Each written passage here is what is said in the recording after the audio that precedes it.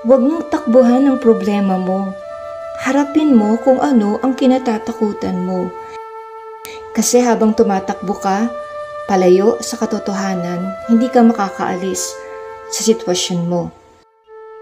May problema ba kayong mag-asawa? Pag-usapan nyo. Mag-usap kayo ng puso sa puso. Kasi kung hindi kayo mag-iimikan, kung hindi kayo magpapansinan, kung hindi kayo magpapakatotoo sa isa't isa, hindi malulutas ang inyong problema.